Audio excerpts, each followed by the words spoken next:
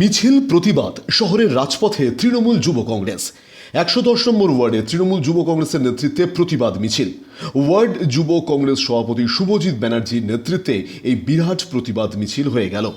কেন্দ্রীয় সরকারের বঞ্চনা থেকে বিভিন্ন নীতির প্রতিবাদে শহরের রাজপথে তৃণমূল যুব কংগ্রেসের মিছিল দেখল এই শহরবাসী।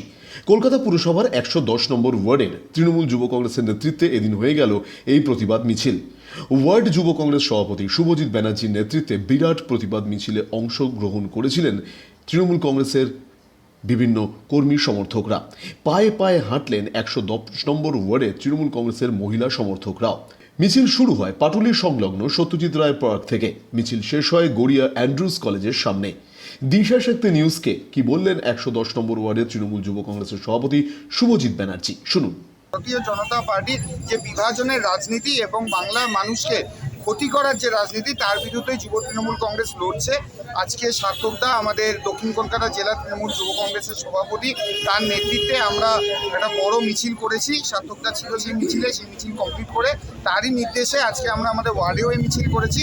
তো সর্বোপরি আমরা এই যে বিভাজনের রাজনীতি ভারতীয় জনতা পার্টির, তার বিরুদ্ধে রুখে দাঁড়াতে চাই এবং আমি বিশ্বাসী যে এইবার লোকসভা নির্বাচনে বাংলার মানুষ সর্বোপরি বুঝিয়ে দেবে ভারতীয় জনতা পার্টিকে যে বাংলায় তৃণমূল কংগ্রেসই একমাত্র অপশান। ভারতীয় জনতা পার্টি কোনো রকমের জায়গা নেই।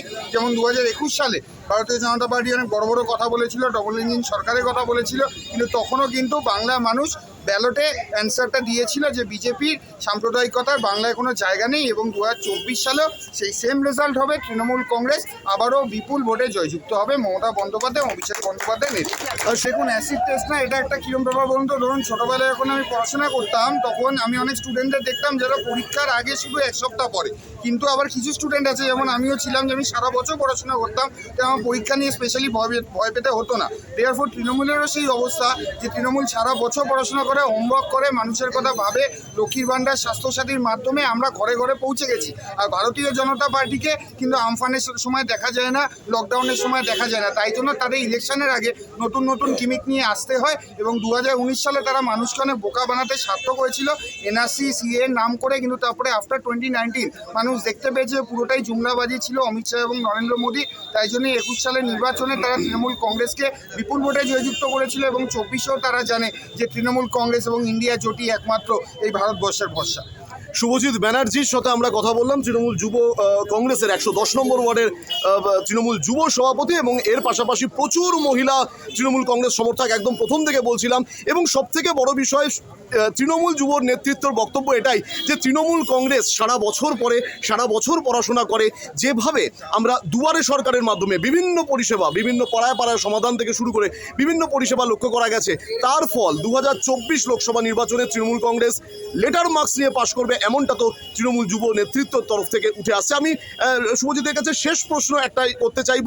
ইতিমধ্যে বেশ কিছু ঘটনা একদম এখন এই মুহূর্তে চলছে। অবশ্যই সন্দেশখালীর প্রসঙ্গ, আমি একটা ছোট বিষয় জানতে চাইব।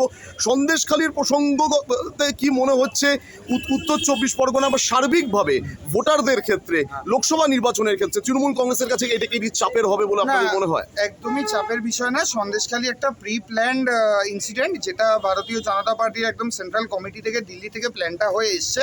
যেরকম ওরা আগেও চেষ্টা করেছিল যে মতুয়া সমাজকে ভুল বোঝাবে, আজকের দিনে সন্দেশখালীর এরকম একটা এক্সাম্পল তারা ভুল বোঝাতে চাইছে। আপনারা নিশ্চয়ই এর মধ্যে শুনেছেন অগ্নিমিত্রা পাল থেকে শুরু করে অনেকের অনেক ইনসাইড তথ্য পাওয়া গেছে যে how they have planned to disturb Sandeshkhali. Therefore সন্দেশখালীর মানুষ জানে যে বাংলার জননেত্রী মমতা বন্দ্যোপাধ্যায় কীভাবে তার পাশে থেকেছেন।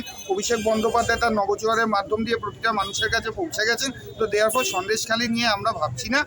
সন্দেশখালীর মানুষ মামাটি মানুষ, তারা মামাটি মানুষকে বিশ্বাস করে, উন্নয়নের সরকারকে বিশ্বাস করে, তৃণমূল কংগ্রেসকে বিশ্বাস করে। তো ভারতীয় জনতা পার্টির এই কোনো রকম ষড়যন্ত্রই এই বাংলার মাটিতে কাজ করবে না।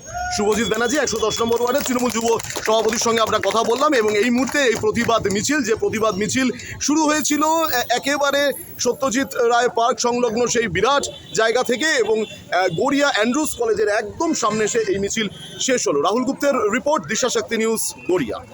যতই গোটা দেশ জুড়ে লোকসভা ভোট এগিয়ে আসছে, ততই কেন্দ্রীয় সরকারের বিরুদ্ধে বিভিন্ন বঞ্চনা থেকে বিভিন্ন নীতির প্রতিবাদে সুর চড়াচ্ছে রাজ্য তৃণমূল কংগ্রেস। আর এইবার রাজপথে নেমেছিল রাজ্য তৃণমূল যুব কংগ্রেস। ব্যুরো রিপোর্ট, দিশা শক্তি নিউজ। কলকাতা।